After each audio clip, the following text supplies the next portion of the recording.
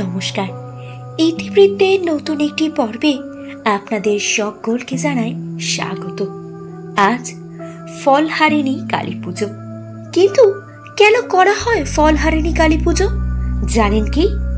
আসুন তবে ইতিবৃত্তের আজকের পর্বে জানি সেই কাহিনী। জ্যৈষ্ঠ মাসের অমাবস্যা তিথিতে অনুষ্ঠিত হয় ফলহারিণী কালী পুজো।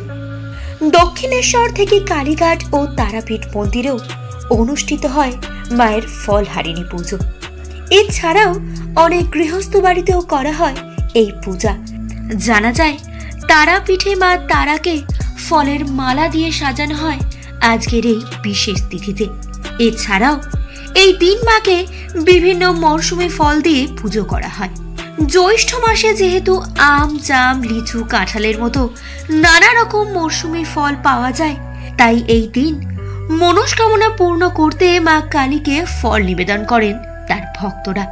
মনে করা হয় মানত করা এই ফল ইচ্ছে পূরণ না হওয়া পর্যন্ত খাওয়া নিষিদ্ধ।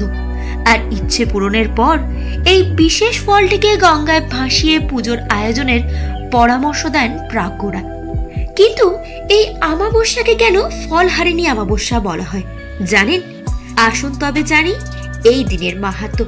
বলা হয় জীবকে তিনি যা দেন তা তাদের কর্মফল অনুসারেই দেন। বলা হয় মা তারার বিশেষ রূপ নাকি ফলহারিণী দেবী।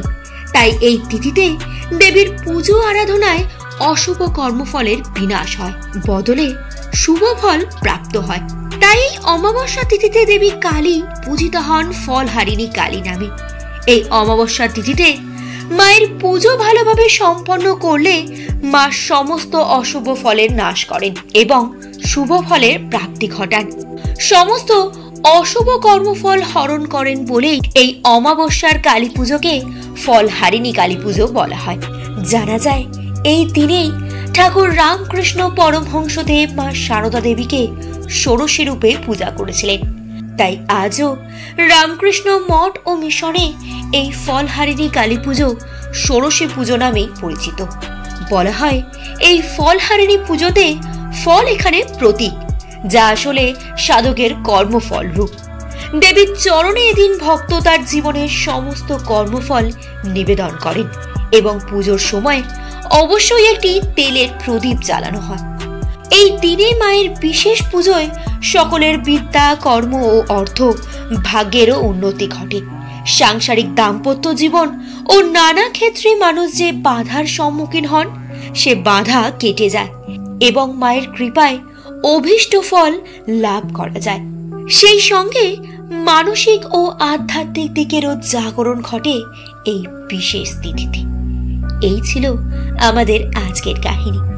কাহিনীটি ভালো লাগলে লাইক এবং শেয়ার করে দেবেন। আর এই জাতীয় নিত্য নতুন কাহিনী জানতে অবশ্যই আমাদের চ্যানেল ইতিবৃত্তকে সাবস্ক্রাইব করে সঙ্গে থাকবেন। নমস্কার, জয় মা কালী।